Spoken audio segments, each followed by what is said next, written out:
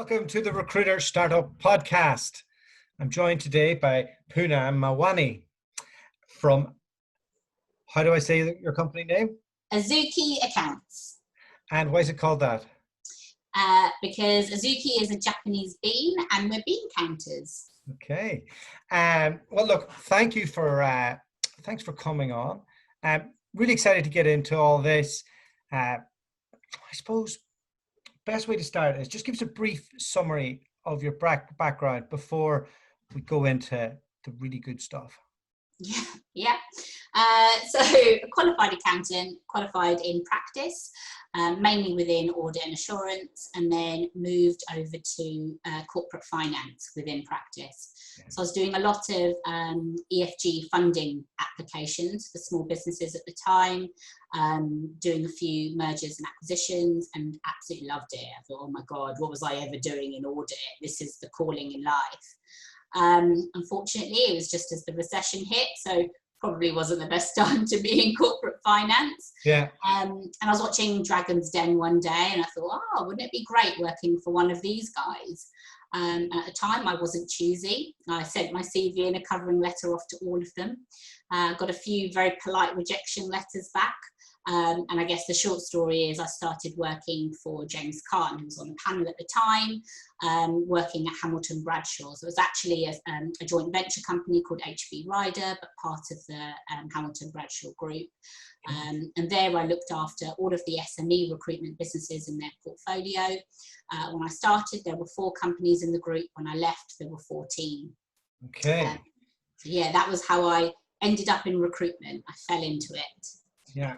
The one dragon who opens up has to be the recruiter. We'll welcome you in with open arms for sure. Yeah, we'll take anyone. What was that like? Because that must have been crazy, being involved in 14 startups at the same time.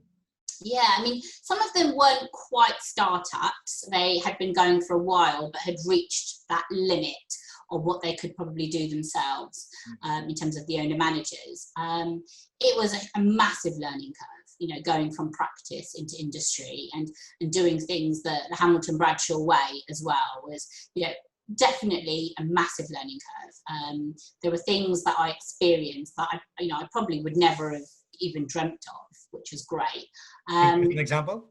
I was pretty much put on the board straight away. So there I was sitting in meetings with these owner managers saying, this would be an amazing investment for you. Come and join us. Yes, you're giving up equity for nothing, but you're going to get all of this support. We're going to help you grow. And those are kind of the commercial conversations that you would never normally get exposure to. Imagine if you'd left practice and gone to work at, I don't know, Tesco's back office. You would just be a number in a huge organisation. And here I was getting real commercial experience, which was amazing.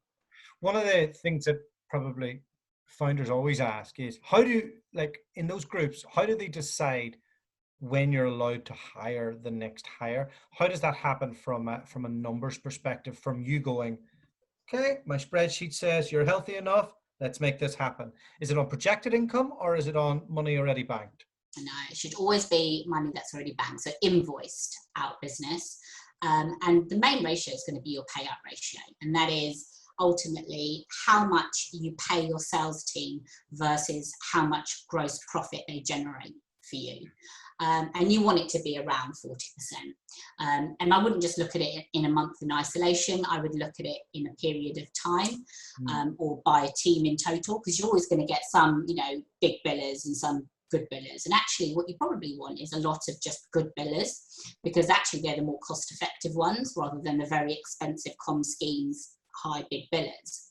But ultimately, if a team or a person is consistently doing below 40%, that would trigger probably a new hire into that area. If they were consistently greater than 40%, it may highlight training issues, it may highlight performance issues, or things that need to be addressed. It might just be that they're very new and they need a bit more time to kind of get up to speed. But at least if you know what the reasons are, you can work with them. So always look at payout ratio. And when they were presenting business plans, were you brought into that stage of the cycle? Yeah, absolutely. always look at the impact on the figures, not just on sales and what they think they're going to achieve, what gets filtered down to bottom line, how much cash is needed in order to do this new venture. Because, you know, somebody could say, you know what, I think the next thing is going to be amazing for us. Let's go and set up a whole new division. And what we need is 10 new grads, and we're going to train them in this area, and we're going to let them loose in this new division with one experienced management person. And then I'll say, great, you're going to run out of cash in 3 months' time, because 10 new hires and an expensive, experienced recruiter makes you run out of cash. So you might want to rethink this. So there are lots of things that you need to look at. Was there initial plan to be a jumble sale, to have like every different type of recruitment firm under the one umbrella? I think that they wanted synergies. They definitely wanted synergies, but ultimately it depends on opportunities as well. And if there were some businesses that came along that didn't necessarily fit in with their MO, but they saw an opportunity with them, then I think they would take it. That's what you call magpie syndrome. I've got a real severe case of that. Very much so, yeah. So I could talk to you all day about recruitment entrepreneur, but I'm not going to. Perhaps we'll do another one at a later stage. You went from there on to another household name, is that right? I did. So I left Hamilton Bradshaw and went to Spencer Ogden as finance director there, and joined them on 18 million turnover. Left them a couple of years later on 50 million turnover, opened up 8 international offices, and grew the team out to 14, in effect 14 in my department. Incredible. So yeah, great journey. What year did you leave? 2013. Wow, what timing, hey? Good timing. Right? Because they absolutely crashed. 6 months later, they crashed. Yeah. Oil price hit rock bottom, and we all crashed. Anybody, like, I was in Calgary at the time, and I just got a job in Calgary, and like the city just basically stopped. So I can't imagine what that would have been like. Yeah, so, amazing timing. So that led you to set up your own business.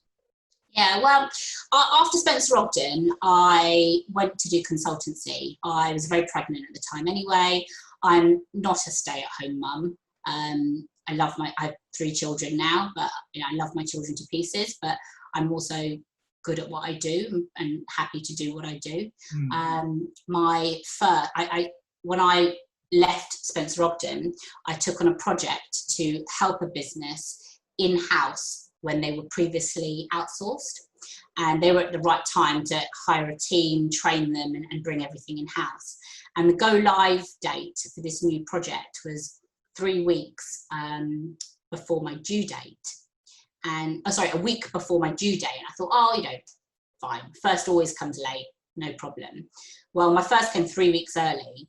So I was there with a 1-week-old baby in my arms in the office on the go live day, doing everything and making sure that everything happened. So to say I'm a stay-at-home mum is a bit of an understatement. Saying that, I've got 3 kids now, all boys, lots of fun. And I kind of went on to do lots of consultancy projects. So lots of due diligences for private investors that were looking to acquire businesses or do joint ventures with people. So within the recruitment sector? All within recruitment.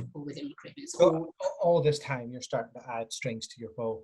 And yeah, and it's all experience, and it's all different things that you're learning, and different ways of seeing the same problem, which was fascinating. I guess the last traditional employment role was Milestone Operations. So I joined them in 2015, early 2015, and I joined them, and they had some big issues, and the managing director at the time was Louise Rayner, and she's like, just don't know what's going on here. There's something that's not quite right, and I need somebody to come in and get underneath it. And I joined, and within my first week I realised that they had a hole on their balance sheet that went all the way down to bottom line. and was causing them the big cash flow issues. So we fixed all of that, got them through the audit, resolved all of the issues, made sure everything was streamlined, and actually they went for a sale and they sold to Staffline PLC at the end of that year. And then it was on my earn out from them where I thought, what do I go and do next? Do I go back into big recruitment, private equity, go and do it all again? And actually, what I realised in that time was what I loved about my career to date was working with owner managers, people that were really passionate and driven about what they did. And I saw a lot of myself in what they'd done. So I bit the bullet and started up Azuki Accounts very early in 2016. So we've been going for 4.5 years now. And yeah, literally started off on my own from home doing nothing, and now have a team of 12 working from an office. So yeah, I'm quite proud of what we've done. Yeah, and for anybody's listening, what you do is varied, and it's relatively complex. Walk me through the 3 key elements of your business. I guess the main revenue stream is outsourced finance function. So for SME recruitment businesses who don't warrant their own in-house finance department, they could outsource to us, and we would do everything for them, from pay and bill, credit control, yeah, everything, all the way through to statutory accounts as well. The second revenue stream is project work. So for example, implementing a new invoice discounting facility, a new accounting system, all of those short, sharp projects. And the last revenue stream is pure consultancy. So I'm portfolio finance director, as is my fellow business director. And we kind of have a few clients that we are, once a month, a couple of times a month, their finance directors attend board meetings, mentor an existing finance team that may be there in-house. And we also do a lot of like M&A work as well. So we have some private or big companies that we work for, that when they find potential acquisitions, we would go and do the due diligences for them to then acquire them. Okay, that's quite a lot, hey? Yeah, keeps us busy. So you handle the accounts of something. I take it you come in and you do the strategic piece, then you hand a lot of that off, and that frees you up then to go and be the project rainmaker fixer type. Yeah. And then you get your interest level and you get your entrepreneurial stuff from the M&A. Is that fair? Absolutely. Yeah, that's definitely what I enjoyed the most. That's not to say we're not heavily involved in the day-to-day side of the business as well. We are. I think that's a control thing for me. I have difficulty letting go. But I suppose the first stage, the outsourced finance function, that keeps your cash flow going yourself, and you can project your own revenue. And then the project stuff is like wins that you get like for extra stuff, and then you get the real big hitting stuff on the M&A. So you've got a great wee business model there. Walk me through, because I had Philip Ellis on, and I'm trying to understand this M&A world. And one of the things, the more I speak to people like you, the more I feel like it's a lot more simple than people let on. And I feel like there's a lot of misinformation out there, and the complexity stuff really is the qualified financial accountants that go in and do all the DD. How do you see the deal? How does a deal normally happen, and where do you come into it? There are lots of different scenarios. I would say that probably the most, let's go with one example, is a business owner approaches a corporate finance broker or advisory firm, so similar to Philip Ellis. And what he does. Like 3 of them in the UK, isn't there? There's like 3 primary ones. Yes, I'd say so. In the recruitment space, that really are kind of known for what they do. 3 or 4. And so before you jump on to the next bit, in your eyes, what do they do in that sequence? If you're just to give it a real simplistic overview. So if they are acting for the seller, then it's in their interest to badge up the selling business in the most best way, in the best possible light.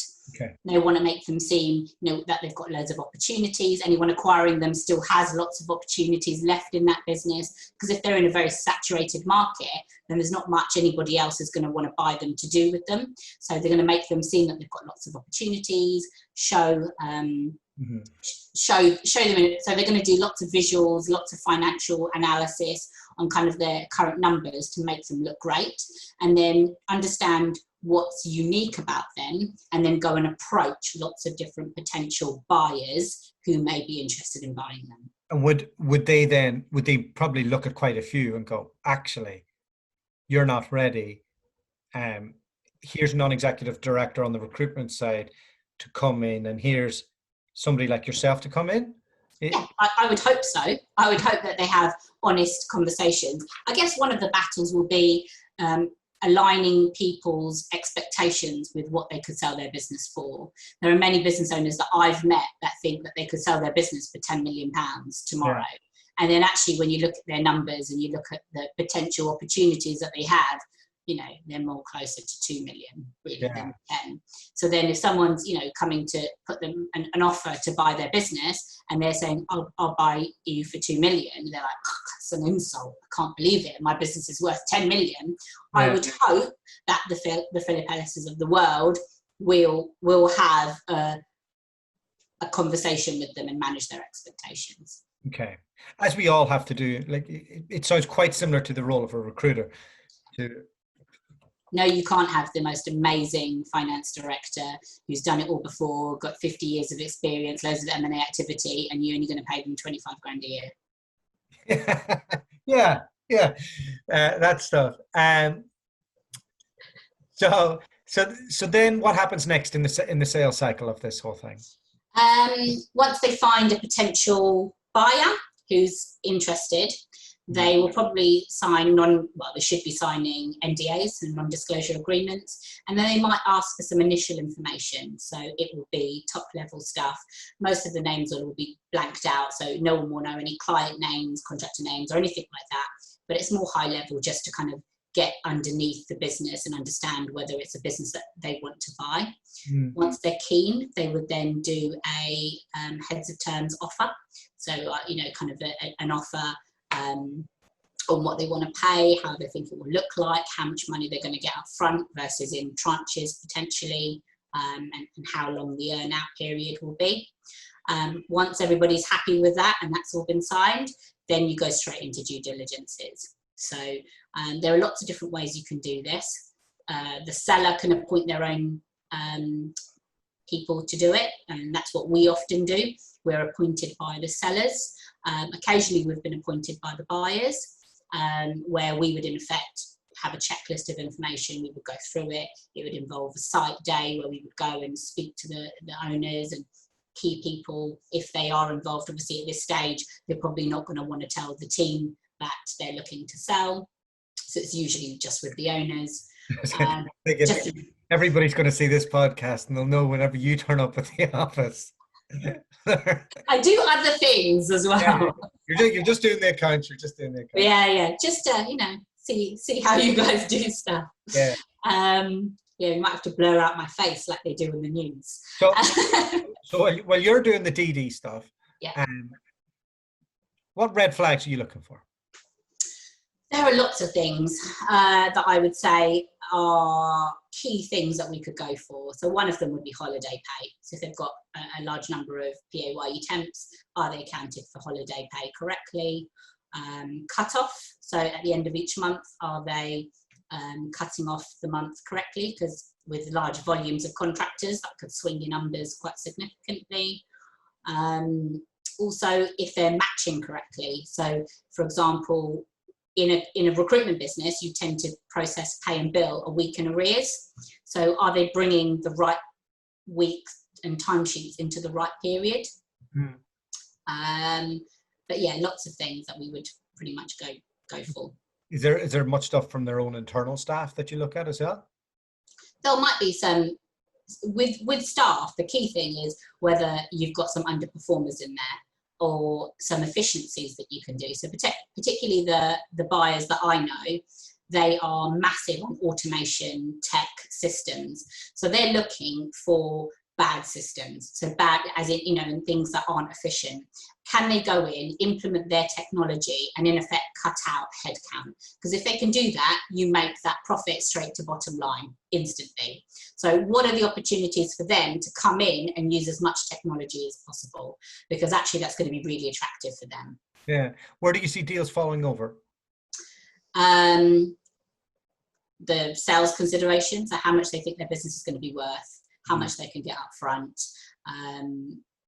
is probably the main reason. 90% of the time it's because of that. Let's jump into the valuation piece. Now, this is the bit where every recruitment founder thinks they know it all, and they all give me different answers. They're like, yeah, it's a 6 multiple, it's a 12 multiple. So what's the multiples out there generally that, you know, you've seen historically, and has that changed in COVID? Let's talk temp, perm, and a hybrid of both. Yeah, perm business will be significantly lower in terms of the multiple. It's too patchy, the work. What you really want is a good mix of contract and perm in there. You want the contractor side of the business to cover all of your overheads, and then perm's a profit. That's really what you want and what you're looking for. In terms of multiples for temp and perm, and mainly temp businesses, it's going to depend on what sector you're in and whether you're in a sector that has growth. And there are sectors in the UK that are quite saturated.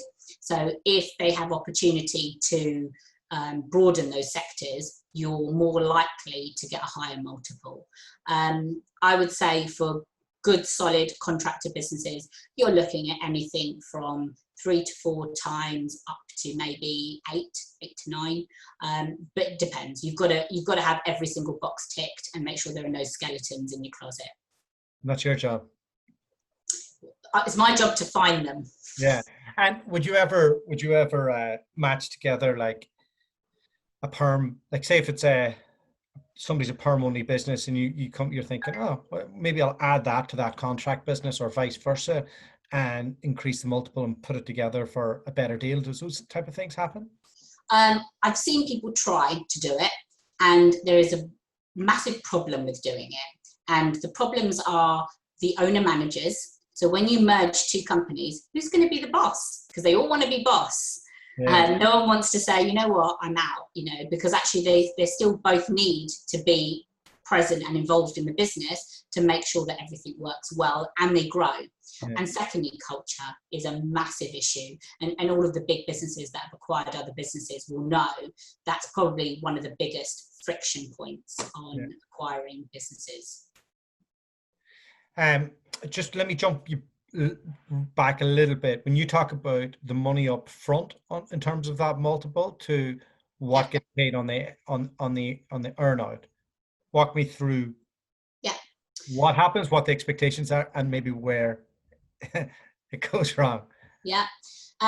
So let's just do simple numbers. Imagine if somebody sold their business for £10 million. Amazing. Yeah. When they see that, when they know that kind of number is happening, bearing in mind that you're going to have to pay tax on that £10 million.